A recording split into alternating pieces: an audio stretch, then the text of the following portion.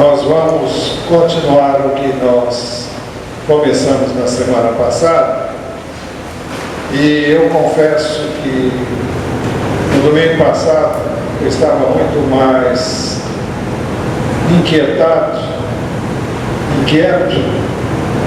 e de trazer uma coisa que os irmãos já estavam cansados de saber, mas que eu senti que deveria trazer. E quando foi à noite, especialmente à noite, nós tivemos que confirmar que realmente era o que tínhamos que ter trazido. Eu não trouxe a mensagem inteira porque o tempo não dava. Nós vamos completá-la agora, vamos recapitular rapidamente o que foi dito e vamos chegar aonde precisamos chegar. Vocês ouviram tudo isso que eu vou dizer agora, os que estão em células, estudaram isso de forma pormenorizada e vocês vão ouvir mais uma vez agora. E se você estiver com ouvidos abertos para Deus, você vai descobrir uma coisa. Você já ouviu, você já sabe, mas você vai aprender mais alguma coisa nesta manhã. E Deus há de falar a você algo que você ainda não sabia, por incrível que pareça. E eu espero que você seja edificado, muitos mais do que outros, porque vão ouvir pela primeira vez. E então, pegue a sua bênção através da palavra de Deus. Nós começamos a mensagem do domingo passado fazendo duas perguntas. A primeira, se você morresse hoje, você tem a certeza de que iria para o céu? Essa pergunta, ela não é tão clarificadora ainda, porque muitas pessoas dizem que tem certeza e na realidade não tem coisa nenhuma. Quando você faz a segunda pergunta, você descobre que a certeza dela está em bases falsas. Então fazemos a segunda pergunta: se você morresse hoje, se visse diante de Deus e Ele lhe perguntasse por que deve permitir a sua entrada no céu, o que você responderia? A maior parte das pessoas, quando inquiridas sobre isso, elas normalmente colocam a sua confiança no fato de que elas têm procurado viver uma vida decente, têm procurado fazer o que é certo, e porque ela tem uma religião, porque ela frequenta uma igreja, ou então ela não faz mal a ninguém, e ela procura, dentro do possível, ajudar as pessoas que precisam. Em outras palavras, ela está confiada na sua maneira de viver para obter a vida eterna, a salvação, para entrar no céu. Então, para as pessoas que pensam assim, que podem confiar em si mesmas, nós queremos trazer boas notícias, porque toda pessoa que confia em si carrega um fardo tremendo, é um peso quase que insuportável. Elas procuram viver uma vida como elas pensam e acham que devem viver, mas à custa dos seus próprios esforços. Isso redunda em perda de energia e muito estresse e uma insatisfação constante, porque elas nunca conseguem atingir o que elas pensam ou querem alcançar. Nós vamos falar sobre 5 palavras-chave. Na semana passada falamos sobre 4 e falamos parcialmente sobre a 4ª palavra, mas vamos falar hoje mais um pouquinho sobre a 4ª e a 5ª. São 5 palavras. A primeira palavra-chave é graça. Nós vimos que graça, à luz da Bíblia, é algo que você recebe gratuitamente de Deus. Não há mérito de quem quer que seja. Graça é uma dádiva de Deus, é um favor imerecido de Deus. E vimos também que o céu é uma dádiva gratuita de Deus. Por isso que a Bíblia diz que o dom gratuito de Deus é a vida eterna. Vimos isso em Romanos 6:23, mas não vamos ler agora. A segunda palavra-chave foi o homem. O homem, nós vimos, é pecador. E a Bíblia diz que todos, sem distinção, pecaram. A Bíblia diz que não há nenhum homem justo, nenhum sequer. Romanos 3:10-12. A Bíblia também diz que o pecado separa o homem de Deus, pois todos pecaram e destituídos, separados estão da glória de Deus, não podem chegar-se a Deus por causa do seu pecado. A Bíblia também mostra que o pecado impede a intervenção de Deus na vida do homem, no sentido de salvá-lo, de resgatá-lo, de ir ao encontro de suas necessidades, porque Deus não pode ouvir alguém que está vivendo no pecado.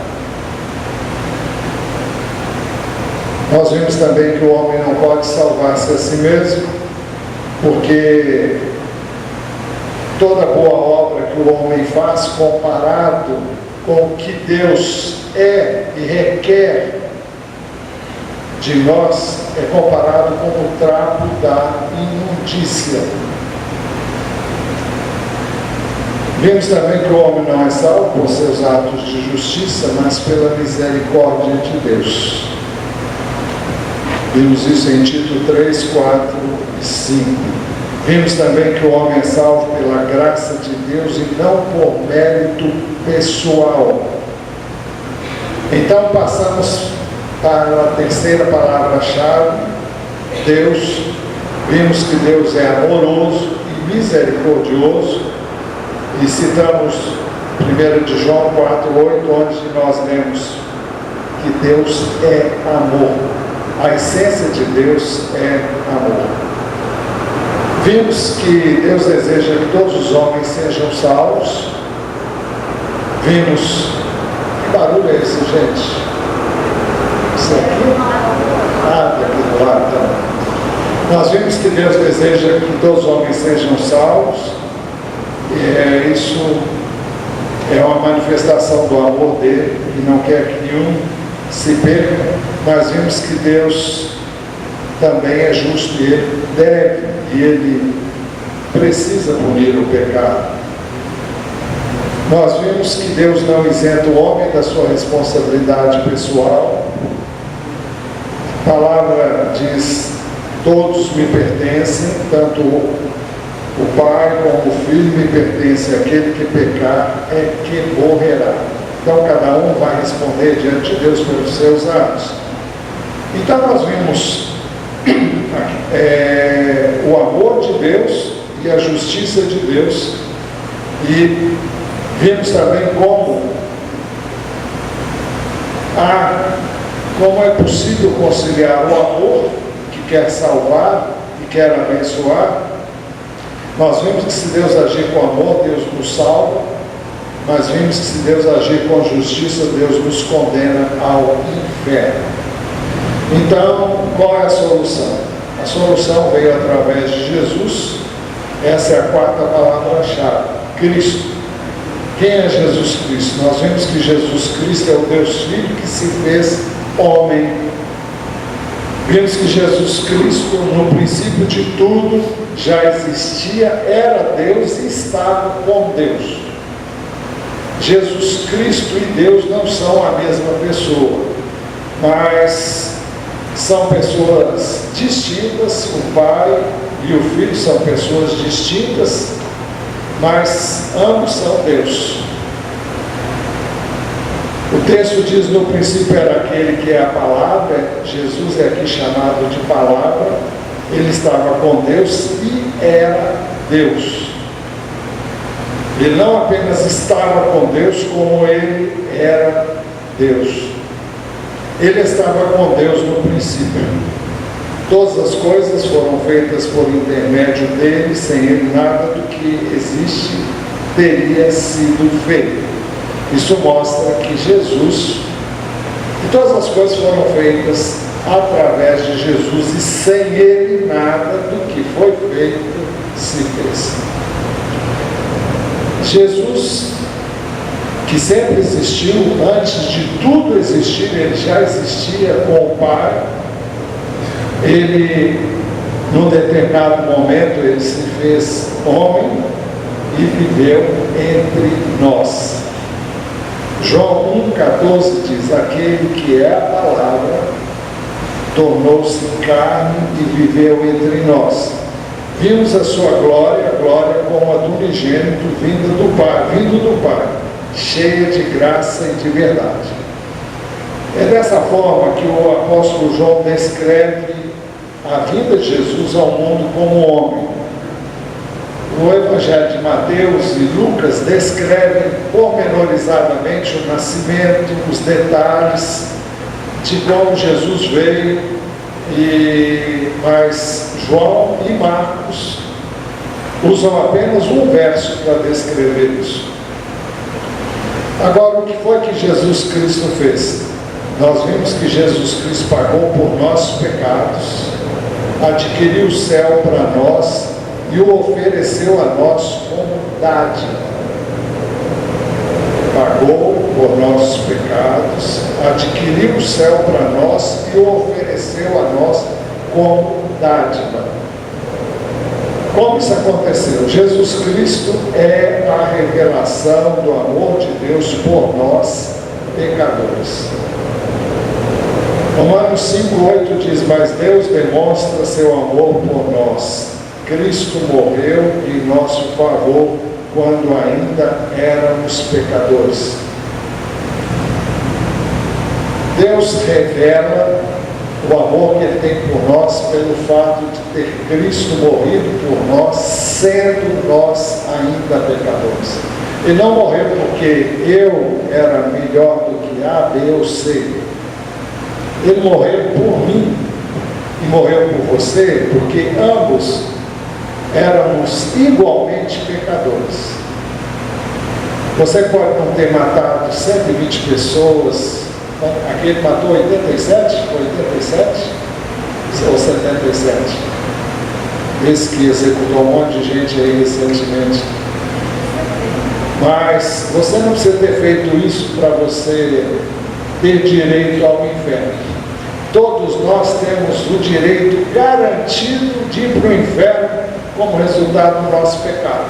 Por mais reto que tenhamos sido, que sejamos na atualidade, se comparado com a vida de um delinquente, com a vida de um bandido, com a vida de alguém que não tem nenhum escrúpulo nem respeito pela vida humana. A Bíblia mostra que não há pecadinho nem pecadão. Todos pecaram, todos estão destituídos da glória de Deus. Então todos precisam de salvação. E Jesus veio para salvar. E Jesus teve que dar a vida dele por nós, para que nós pudéssemos ser salvos. Sem isso não há salvação.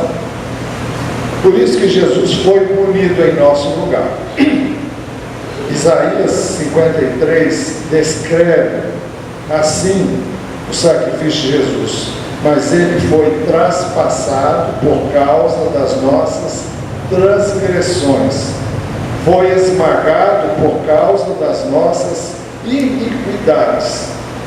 O castigo que nos trouxe paz estava sobre ele, e pelas suas feridas fomos curados. Então veja esse texto. Ele teve as mãos e os pés traspassados por causa da minha e da sua transgressão. Ele foi esmagado, algumas versões diz moído, fala da maneira como ele sofreu ali na cruz por causa das nossas iniquidades. O castigo que hoje traz paz a mim e a você estava sobre ele. O castigo que nos trouxe a paz estava sobre ele, e pelas suas feridas nós fomos curados. A cura aqui especificamente refere-se à cura espiritual. Através da morte do sacrifício de Cristo, eu e você fomos curados do nosso pecado. Isto é, se nós cremos em Jesus. É verdade que no Evangelho de Mateus esse texto é aplicado à cura no sentido físico também.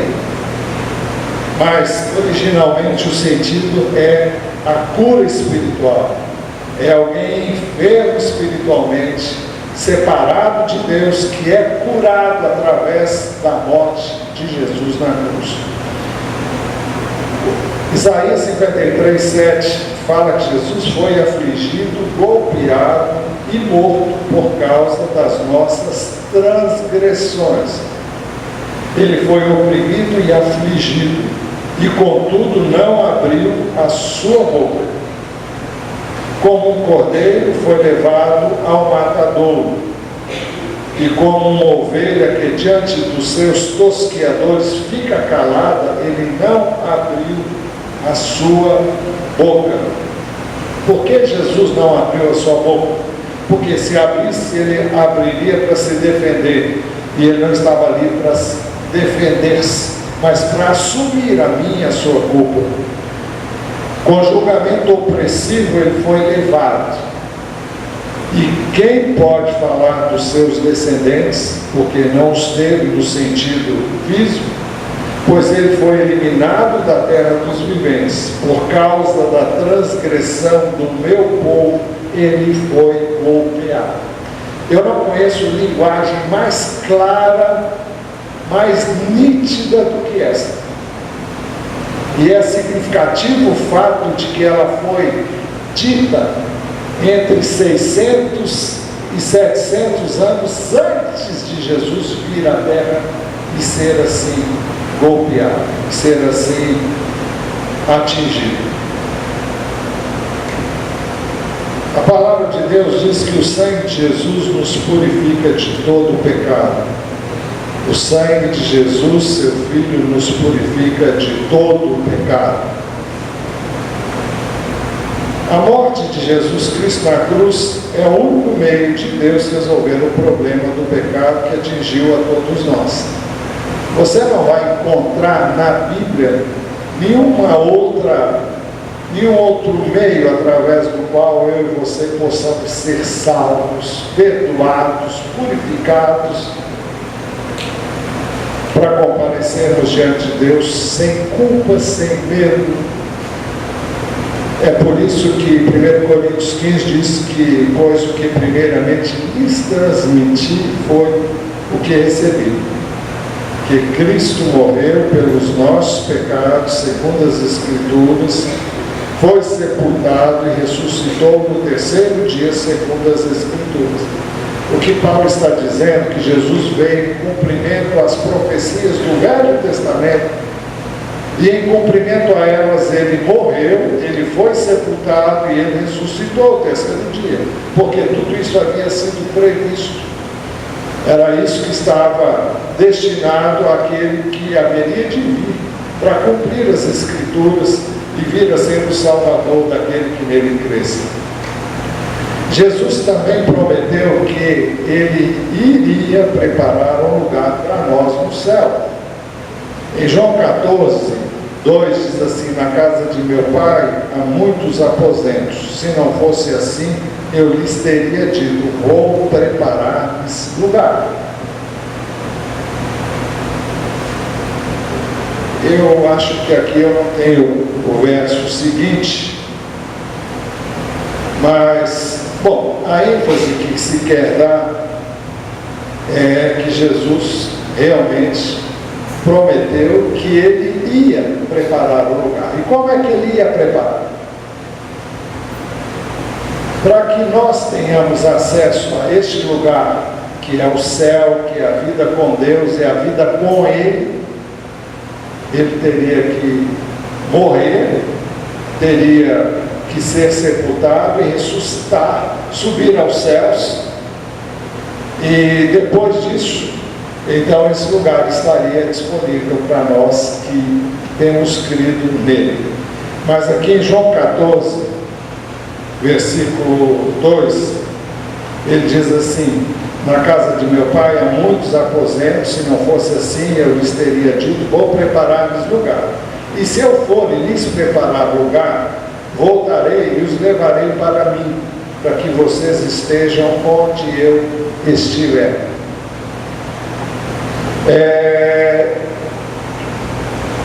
Eu quero contar para vocês uma experiência que foi muito marcante para mim. Algumas horas antes da minha esposa morrer, isso aconteceu no dia 26 de novembro,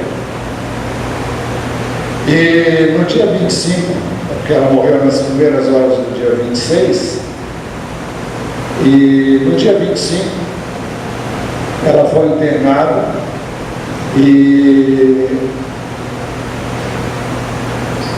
pedimos à igreja para orar, pedimos um monte de gente que a gente conhecia para orar, e duas pessoas aqui da igreja estavam orando. Era a irmã Bianca e a irmã Lívia. Eu acho que só a Bianca que está aqui hoje, né? Mas elas estavam orando, a Bianca estava fazendo discipulado com a Lívia, e quando a Bianca estava orando, a Lívia teve uma visão. E a visão foi de que a minha esposa estava numa cama, que estava como que encostada na parede, e haviam anjos em volta da cama dela, e uma luz muito grande no meio dos anjos sobre ela. Elas não a viram, mas sabiam que era ela, e quando elas tiveram essa visão, elas pensaram que seria cura. Mas depois elas entenderam, e não foi difícil entender, que era o Senhor avisando que Ele viria buscar. E era uma visão que o Senhor viria levá-la para si. E eu estou dizendo isso agora, e eu não me preparei, não tenho, mas estava lendo um livro de Marx Lucado, e ele conta, se referindo a esse texto, e ele fala que Jesus vem buscar pessoalmente aqueles que são dele. E ele se baseia nesse texto. E então, a luz naquela visão é o próprio Senhor Jesus. Ele sempre se manifesta em luz. E os anjos, que sempre estão com ele em muitas manifestações, eles aparecem com ele. E confirma as Escrituras. O Senhor disse que os anjos nos levam para estar com ele. Foi assim quando ele falou do rico e do Lázaro, ele falou sobre isso. Então, na época foi algo muito confortador e muito consolador. Minha esposa, como eu, como você, não temos nenhum mérito para estar lá, mas por causa do que Jesus fez, por causa da sua morte, por causa do seu sacrifício, por causa do sangue derramado, nós temos este direito. Nós temos acesso à presença de Deus. E esse é o maior conforto, esse é o maior consolo que o crente pode ter. Não existe outra forma de consolar alguém que perde alguém que você ama. Você não tem outra forma de ser consolado. Para as pessoas que perdem os seus queridos, é o fim, acabou. Mas para quem morreu crendo em Jesus, para quem partiu desse mundo, porque partiu crente em Cristo, É conforto para quem parte, é conforto para quem fica. É a certeza de que é um até logo, é um até breve, e que aquilo é um momento de transição. Para quem vai é bênção, para quem fica não é muito fácil de viver, mas há um conforto e um consolo. Então, Jesus prometeu que iria preparar um lugar para nós.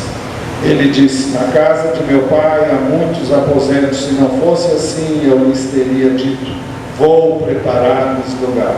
E se eu for e lhes preparar lugar, voltarei e os levarei para mim, para que vocês estejam onde eu estiver. Muitas pessoas me perguntam, quando a pessoa morre, para onde que ela vai?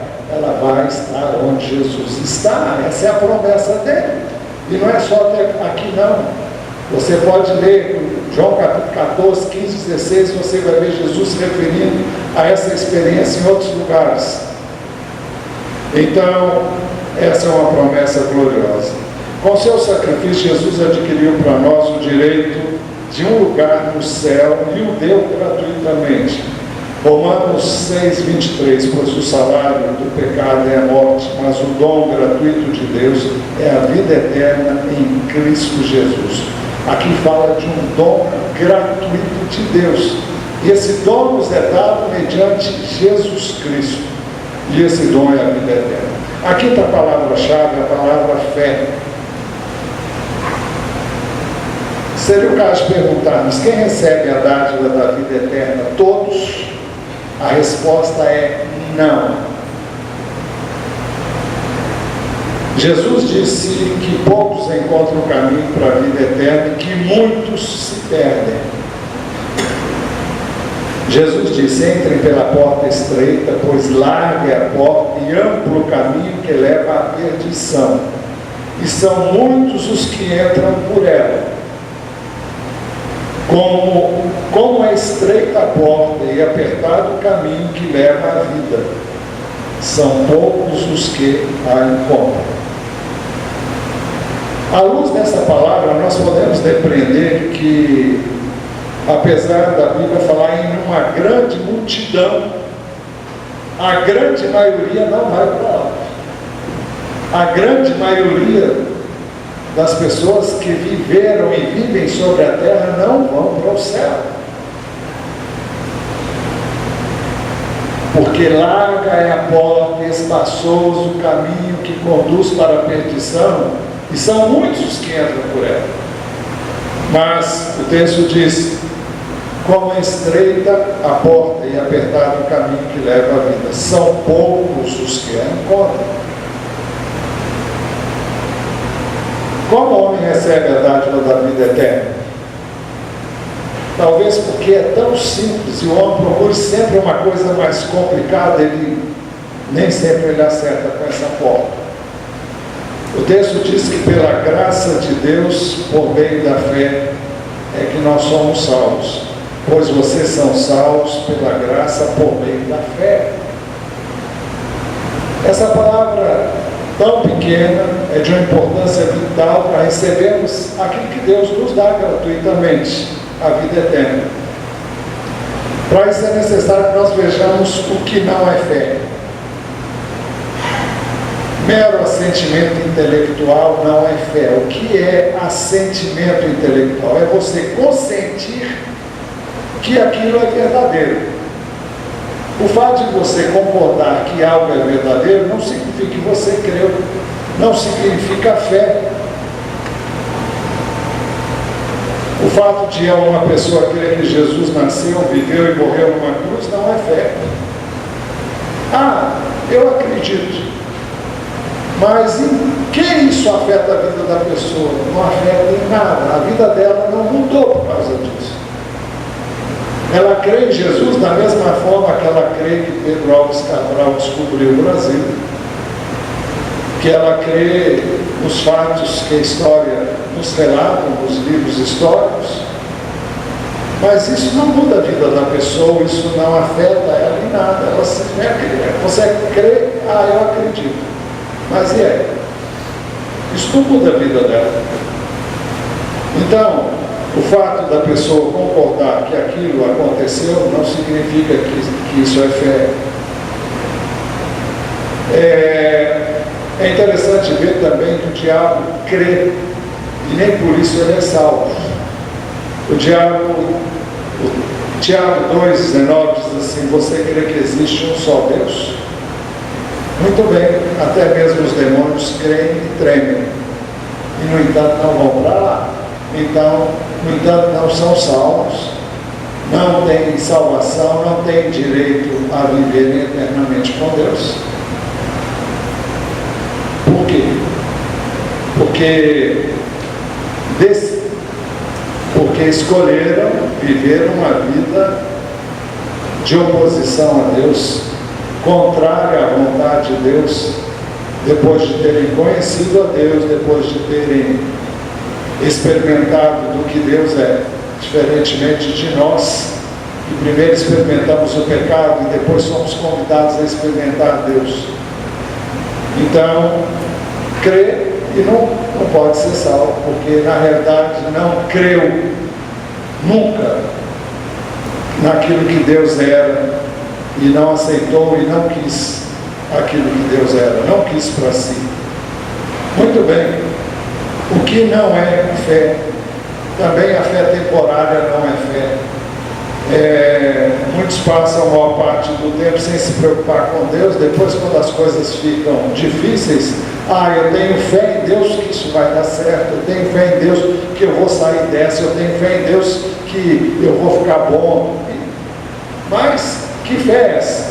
É uma fé para aquela que ele acredita, ele espera, ele tem esperança que ele vai mudar, que vai acontecer algo, que vai acontecer alguma coisa. Mas essa fé não afeta a relação dele com Deus. Essa fé não muda a vida dele em relação a Deus, não traz arrependimento, não traz convicção de pecado, não traz o desejo de salvação, não a faz consciente que ela precisa de Deus. O que é fé? O que é a fé que salva? Ou fé salvadora? Fé que salva e fé salvadora é confiar somente em Jesus Cristo para a sua salvação. O que significa isso? Vocês devem ter ouvido, se não viram, é algo semelhante a uma... Acho que eu estou puxando algo mais que a cadeira.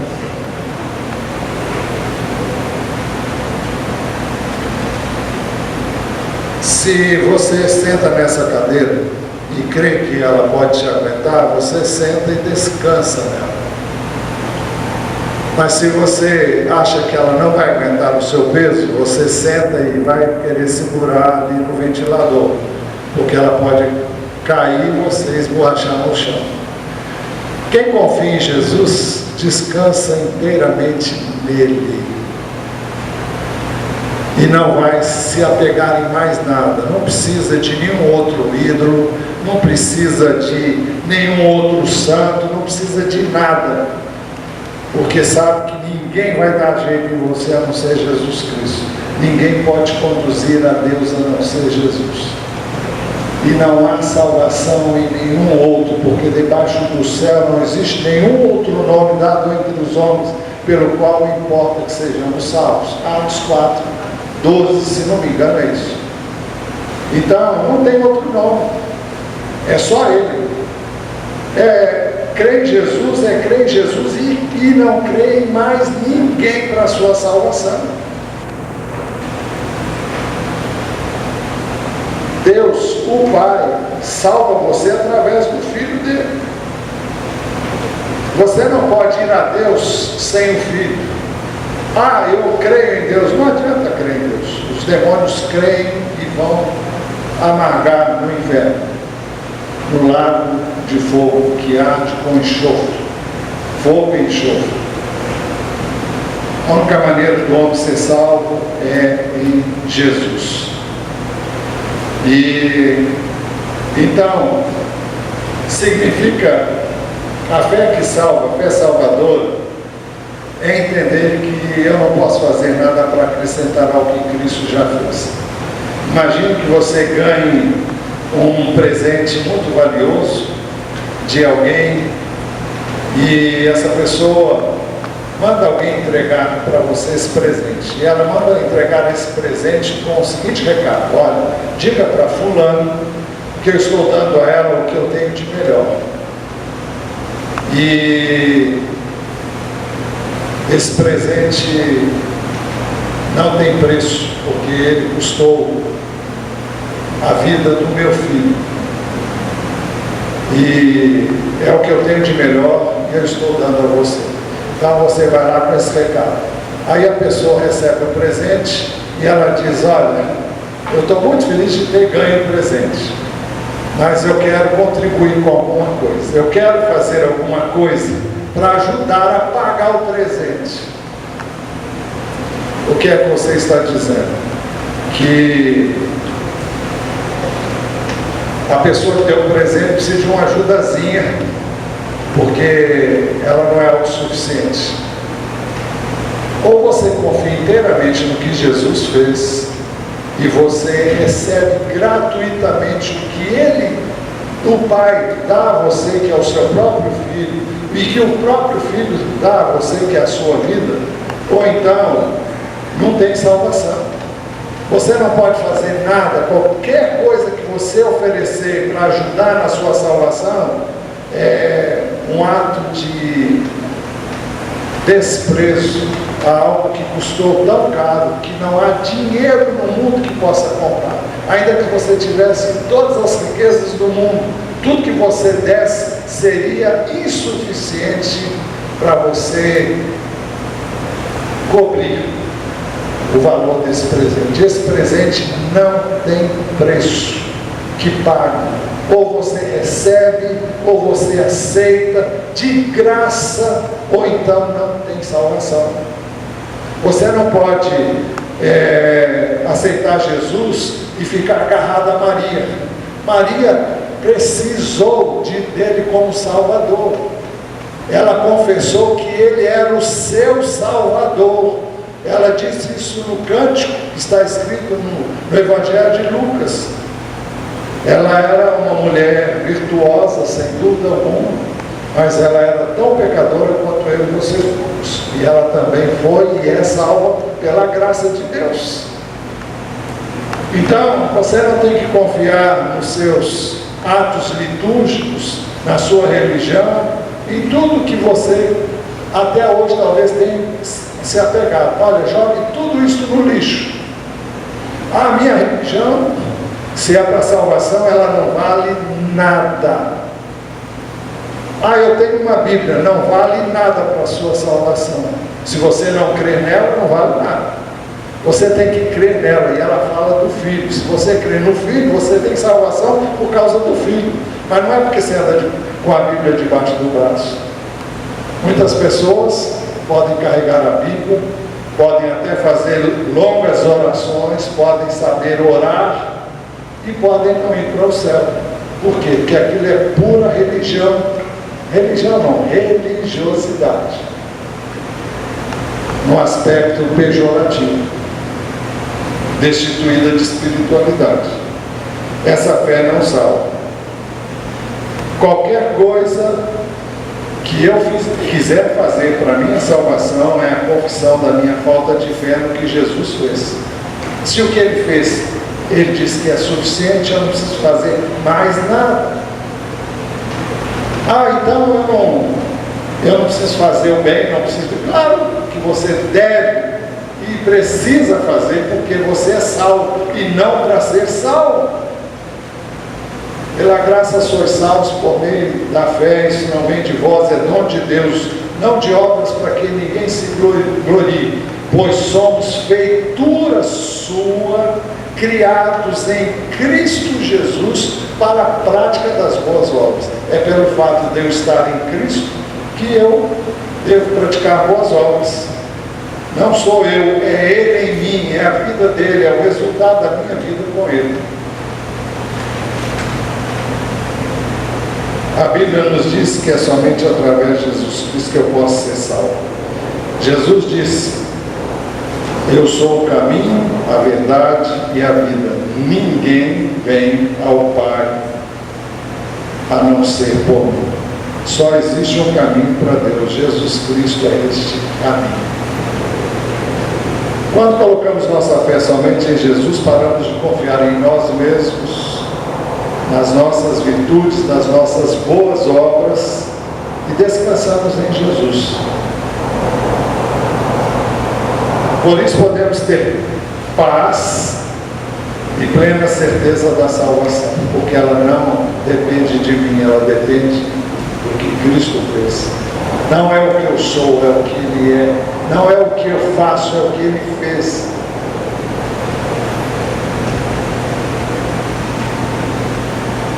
Assim nós vamos saber, como o apóstolo Paulo diz, que por meio da fé em Jesus nós somos justificados e temos paz. Ele diz: tendo sido, pois, justificados pela fé, temos paz com Deus. Temos um bom relacionamento com Deus, temos um relacionamento de não há condenação pairando sobre nós, há paz, há um bom relacionamento. Agora, isso por nosso Senhor Jesus Cristo. E o verso 2 diz: por meio de quem obtivemos acesso pela fé a essa graça, na qual agora estamos firmes. É só por meio de Jesus. Mas a fé precisa ser expressa através de uma entrega pessoal consciente. Por isso as perguntas seguintes visam trazer clareza à sua entrega. Primeira pergunta: tudo que você ouviu faz sentido para você? Você entendeu? Você creu? A ficha caiu? Segunda pergunta: você está arrependido de todos os seus pecados? Tem que se arrepender? Claro, você tem que se arrepender. Você tem que reconhecer que precisa de salvação. Você tem que reconhecer que sem Jesus você vai para o inferno. Você vai assar lá a vida inteira e não vai ficar cozido. Você vai queimar a vida inteira e o fogo não vai acabar de queimar você. Eu espero que ninguém aqui esteja nessa situação, mas se você tem que entender isso. Salvação é salvação da condenação do pecado. O pecado manda eu e você para o inferno. E a menos que nós tenhamos Jesus como Salvador, então não tem escapatória. Terceira pergunta: você quer receber a dádiva da vida eterna, recebendo Jesus Cristo como Salvador? É pegar ou largar. Quarta pergunta: se você já fez isso anteriormente, então você tem que saber três coisas. Primeiro, quando foi, onde foi e como foi. Por quê? Existe na vida de quem conhece a Deus através de Jesus, existe dois momentos. Um é antes de conhecer a Cristo e outro depois de conhecer a Cristo. A Bíblia diz: se alguém está em Cristo é nova criação, as coisas velhas passaram, eis que tudo se fez novo. Então, você não é mais a mesma pessoa. Então houve uma mudança. Então é preciso que você saiba quando isso aconteceu, onde foi e como foi. Então você tem que ter uma história para contar. Eu sei que alguns foram criados no Evangelho, então a mudança não é tão significativa, mas tem que haver um momento quando a ficha caiu. Eu fui criado no Evangelho e fui instruído na palavra, mas houve um momento, em 1972, quando a ficha caiu e pela primeira vez eu tive certeza da minha salvação. A primeira coisa que eu fiz foi mandar carta para os meus irmãos. Naquela época usava-se papel carbono Eu, máquina de datilografar, coloquei aquilo numa máquina com papel carbono, mandei a mesma carta para os meus irmãos, dizendo que eu havia encontrado, estava contando para eles e queria que eles também tivessem essa experiência. Você não? A partir daquele momento também eu fiz o propósito e fui em cada casa de cada membro da minha família lá em Belo Horizonte. Visitei cada casa e levei o folheto das 4 leis espirituais, evangelizei toda a família, um por um. Não era pastor, não era nada, eu tinha encontrado a Jesus. Quinta pergunta: você transfere sua confiança de si para o que Cristo fez? Você abre mão de tudo que você tem se apegado para a sua salvação, para descansar inteiramente em Jesus? Sexta pergunta: você recebe o Cristo ressurreto e vivo como Senhor da sua vida?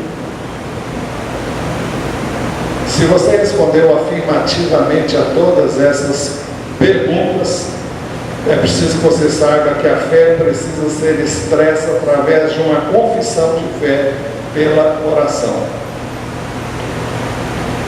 Se sua, então, vamos lá. Se você concordar, você faz essa oração que vai ser colocada aí agora. E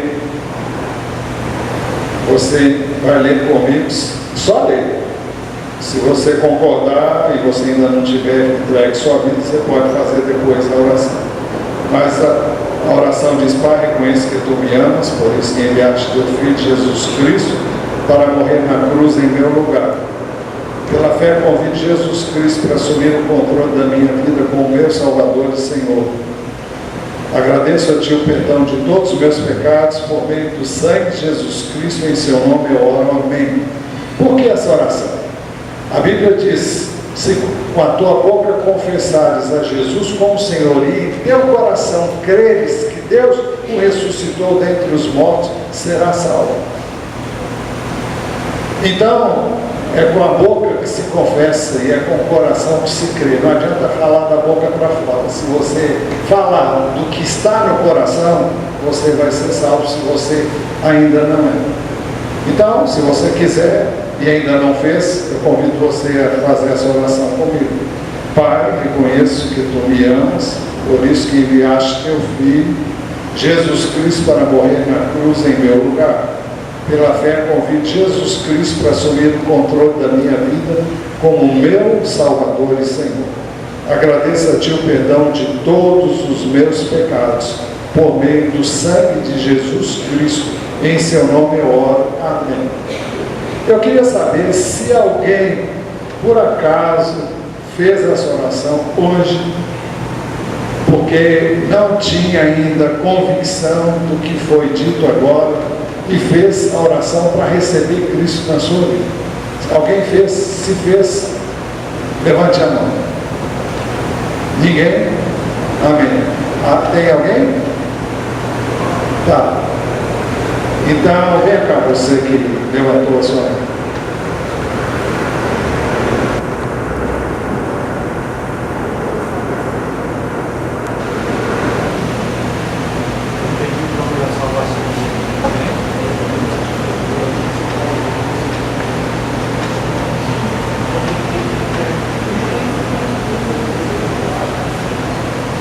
Tá, ele vai dizer para vocês o que ele veio fazer aqui hoje.